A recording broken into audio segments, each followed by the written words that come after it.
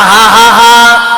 पूरी बारात प्रेम पूर्वक वापस लौट आई। पूरी माताएं बड़ी प्रसन्न भई, माताओं ने जय जयकार किया, दुल्हा सरकार की जय। राम जी आए, बहुओं को साथ लेकर के आए। गए थे राम जी अकेले, वहां से बहुओं को लेकर के आए, दुल्हन को लेकर के आए। माताएं बड़ी प्रसन्न भई।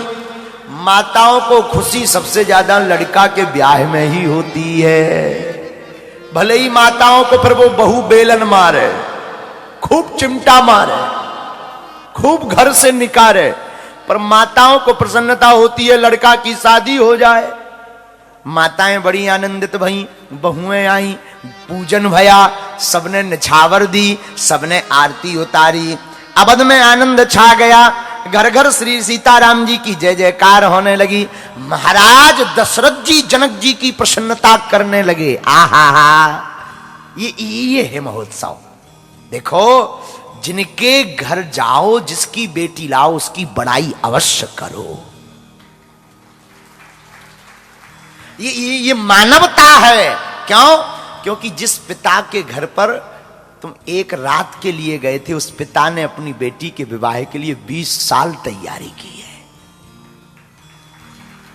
एक एक चीज सजाता है। बारात आएगी तो हम ये भोजन कराएंगे, बारात आएगी तो हम ये दान देंगे, बारात आएगी तो हम ऐसा ऐसा करवाएंगे। और तुम एक रात में सब कुछ आ जाते हो, और कितने हजार लोगों को लेकर जाते हो, लेकिन हाथ जोड़े फिरता रहता है। और तुम आकर के उसकी बुराई कर दो, उसकी बुराई कर दो कि और तो सब ठीक था, नमक नहीं मिला।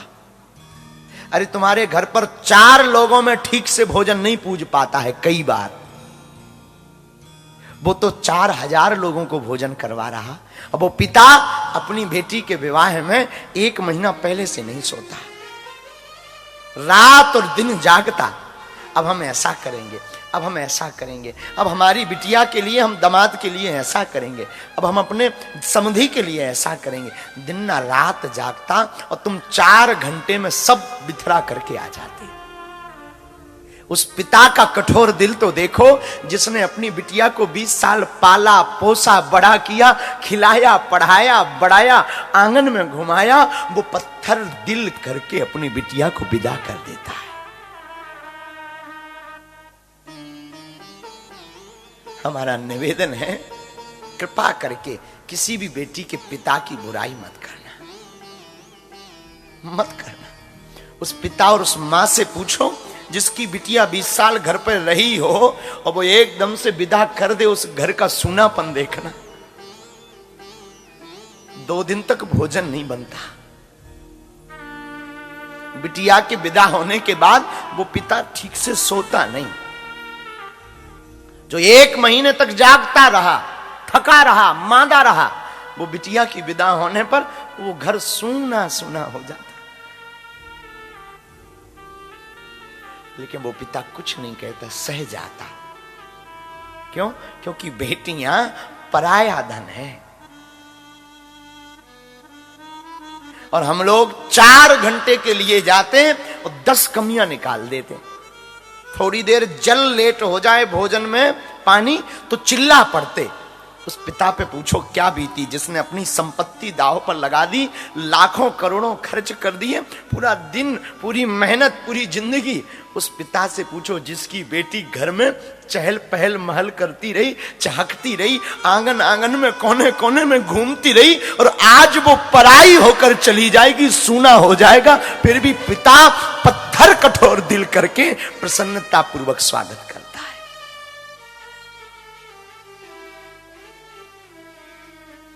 इसलिए मेरा निवेदन है, ये रामायण का प्रसंग सिखाता है कि जिस भी घर पे आप अपने बेटे का विवाह के लिए जाओ, उस बेटी के पिता की बुराई मत करना। महाराज दशरथ जी ने जनक जी की बड़ाई की, बहुत बड़ाई की, बहुत बड़ाई की। कहा जनक जैसे कोई नहीं है। भोजन करते गए, जनक राज गुणशील बढ़ाई।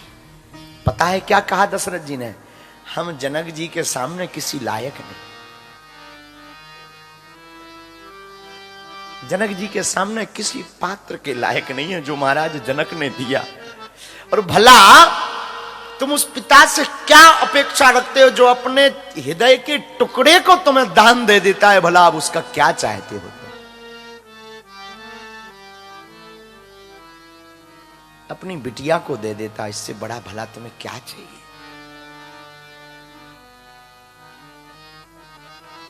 जनक राज गुणशील बढ़ाई। जनक जी बहुत ज्ञानी है, बड़े शीलवान, बहुत ध्यानी है, संपदा है, रीति है, परंपरा है। महाराज दशरथ जी ने एक बार नहीं 4-4 बार बड़ाई की है जनक जी की। स्वागत का क्या कहना, अद्भुत स्वागत। जिसकी बेटी लाओ ना उसकी खूब बड़ाई करो। कम से कम वो बिटिया अपने बाप को बताएगी, बहुत प्रसन्नता होगी उसके बाप को कि कुशल है। अक्सर आजकल यही देखने को मिलता, शादी के ठीक दूसरे दिन बाद बुराई शुरू हो जाती। मत करो। बिटिया ससुरे में रही हा, ओ तू चांद बनी